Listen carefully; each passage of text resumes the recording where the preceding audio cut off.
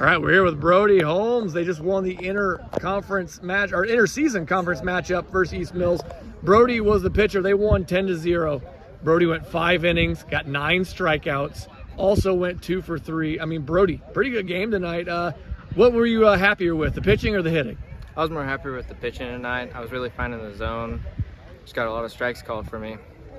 So here was the funny part about tonight is you guys had a huge offensively 3rd and 4th innings, and you had to sit for a long time. What was it like having to get that momentum back for you to get back on the mound and then deliver strikes, which you did? I think it really helped me because my arm started hurting after like the 2nd inning, so that longer break really got my arm back and going. I stretched it out a little bit while we were hitting, so I think it really helped me out. What do you like to do when you are ahead of the count? You got a good fastball and you got that sidearm / delivery. Do you like to try to keep delivering fastballs, or you like to kind of get the curveball in the works?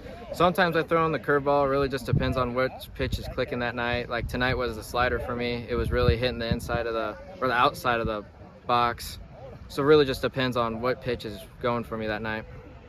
So on the offensive side, I mean, you went 2 for 3 tonight. You had an RBI as well. What was it like from the plate facing these guys?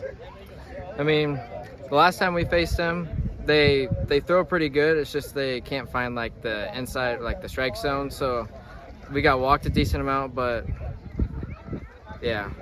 And then when it comes to you guys, I mean, your teammates, you guys 1 through 5. I mean, even the whole lineup is a problem. I mean, you guys on the offensive side, what's the approach you guys usually take to get your runs? Normally we want to come out swinging. We always want to get as many people on base as we can to start off the game. Just really get it going, get the runs in, because normally at the beginning of the games is when we get our runs. All right, only a couple more weeks left here in the season. What do you want to see your team improve on to end the season?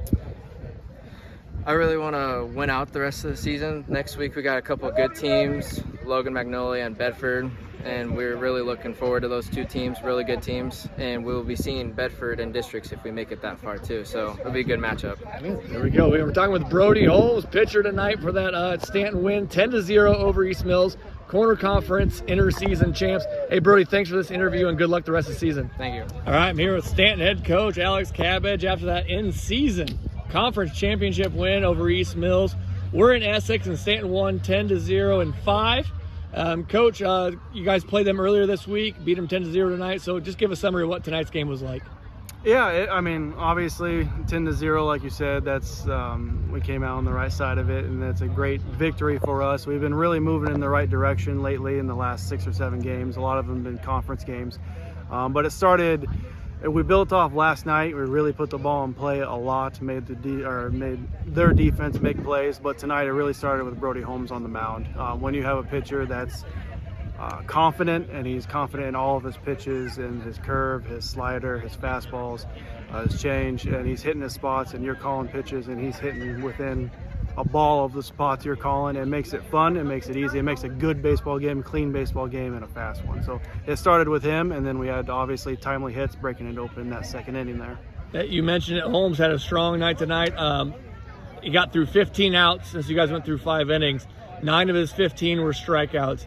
But here's what was interesting to me is you guys had 2 really long innings in the 3rd and 4th offensively. So Brody wasn't pitching in those long stints. Mm-hmm. But after those long stints, he came out and made quick innings on his side of pitching. How do you attribute that to him just staying focused? Yeah, we talked about it last night. We had a couple of those long innings too, so it kind of was good timing and preparation of how to approach those in between offense and defense. But he used, so we have a massage gun and we have some other things, therapeutics in the dugout we can use. Keep his arm warm, not let it get cold, keep moving it, do some TheraBand or J-band stuff, but just keep it active when you go out, because you don't want to be not throwing for 30-40 minutes and try to throw on a cold arm and warm up again. But when he went back out there a couple times, he started off with 3 balls, maybe walked a guy, but he battled back. But in that 1 inning, he really just helped himself out. Like, he pitched to contact and made 2 plays himself, and made the inning short himself. But yeah, he did a phenomenal job tonight. Mid-80s degrees for the first 3 innings might not help that bad to keep an arm warm as well. Yeah. But hey, Coach, here's another big one. You guys actually went 1-2-3, 1-2-3 to start innings 1 and 2. And then 7, 8, 9 started that big inning for you guys in the third inning. Kind of give a comment on what it was like to really get that well-rounded production from your lineup tonight. Yeah, that's what we practice. You obviously want that in a lineup. You can't have top heavy and not have your bottom have any production. Tonight we did have bottom production. We're really, Nolan Grebin has come along a lot the last couple of weeks in hitting. He's a switch hitter. He's been predominantly on the right side of the plate now, and he's been finding success. Yeah, that's what he led us off with the first hit of the game, I think. So we start with him at the 7, and then 8 and 9 are 8th graders, but 8 put the ball in play, and then 9, he had a good sack bunt and put the ball in play. He has a good eye for the zone. So once you get that bottom of the order, knowing what they're good at, and they start it off for you and then comes around to the top of the order, we know our top of the order can hit. They can hit, they can put the ball in play. So when they switch it over, we just hope we got guys on base and we just keep hitting and hitting. In that second inning, that's how it worked. So it was great to see. Yes, certainly. What I've been asking at the beginning of this season is what's expectations for 2024 coming up? But I mean, we're 3 quarters through the year. So what do you want to really hone in on and improve before we get to postseason for the Vikings? Yep, it's we've been preaching it for weeks now. Early in the season, we were very, very sloppy defensively. Our pitching struggled a little bit. For about the last 2.5 weeks, our pitching has really came along. We have 1 through 3 that we're comfortable with, throwing strikes, getting deep in the games now. We have a 4th that can come in and relieve. We're working on a 5th, getting there. But yeah, I mean, obviously, our 2 goals were the conference championship, and now we're focusing on finishing the last week of the season right. We have 2 more conference games, but we have good tests. We have good tests against good teams in Bedford, Logan Magnolia, and Coon Rapids. And those are the type of teams you want to see moving in the postseason because it's going to be quality teams. We know we have a quality team with Southwest Valley. That's going to be a good close game. We had a good close game with Holmes on the mound earlier in the year.